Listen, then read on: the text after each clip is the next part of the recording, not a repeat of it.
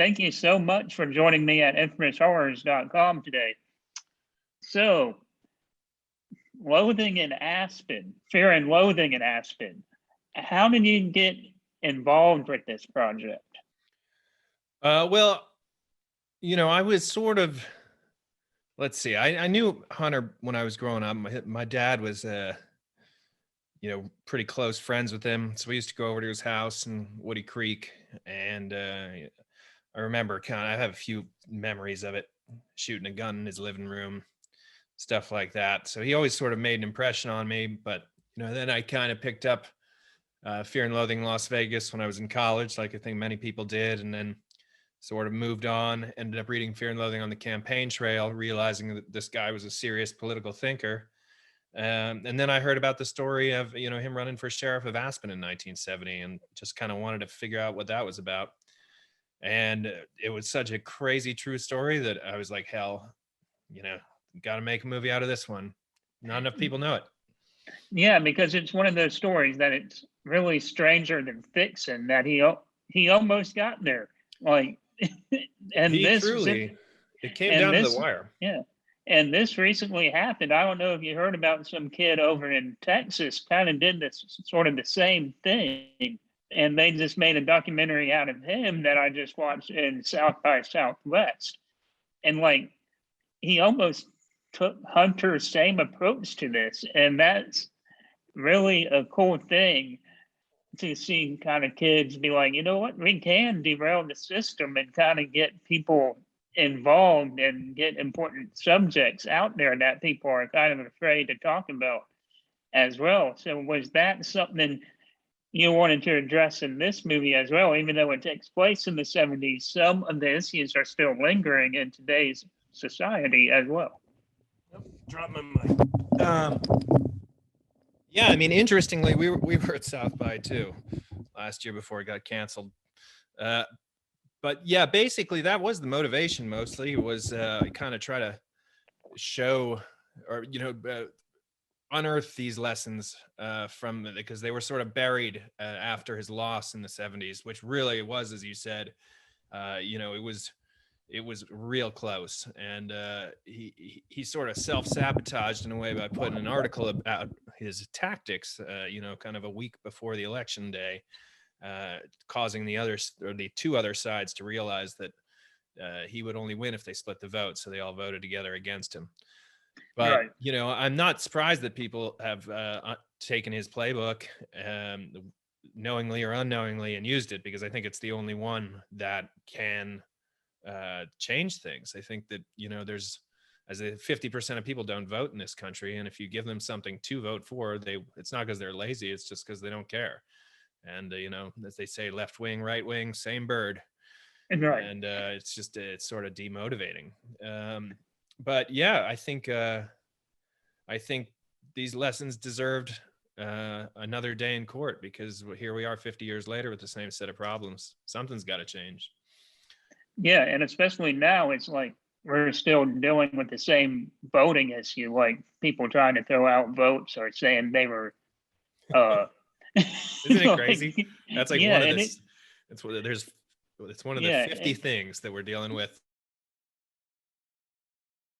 Mind-boggling as well, seeing this movie now, it just resonates that much more.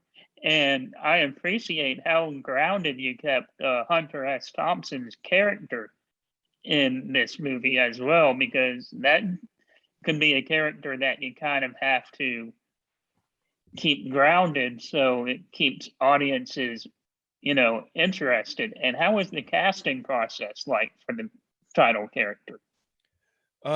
Well, we, for a while we were working with Sony to make kind of a big film. And then we sort of went for the Hail Mary, where I figured like it would kind of work better in a way if we had an unknown or relative unknown playing Hunter, because people could see him as Hunter Thompson rather than another famous guy playing Hunter Thompson. And I would even argue that, in Fear and Loathing in Las Vegas with Johnny Depp and Where the Buffalo Roam with Bill Murray, that they weren't even really playing Hunter the man. They were playing his character from the books, who was sort of, Right. the insane alter ego, insanely brilliant, but insane. And, I wanted to ground it in his family the same things that caused him to actually run for sheriff in real life in the first place. And I think it was sort of the peak of his life. It's before he got famous, and obviously fame brings problems to everybody. And I think that era, that little moment in time that we caught him in, was perfect for an unknown, because he was an unknown at the time. And I also think Jay did a really good job. I think they have similar backstories in that they were writers for Rolling Stone, and sort of I don't know if you ever saw Jay's movie Beware of Mr. Baker, but it sort of has a gonzo feel for it, where he kind of puts himself in the story. And so it felt like the right thing to do. Plus they look exactly alike, so that always helps. Yeah, it helps a lot. And one of the things I appreciated about this movie too is when you were doing the campaigns stuff in this with Hunter, his character, you also had some footage that looked like home video footage, the way the aspect ratio would change. So how did you come up with that idea? Or like, was that talked about, or was that something you wanted to do from the jump, with kind of having it had like a home video feel when he was doing campaigns as well? Yeah, we used actual Super 8 film. There's still one person in America making it.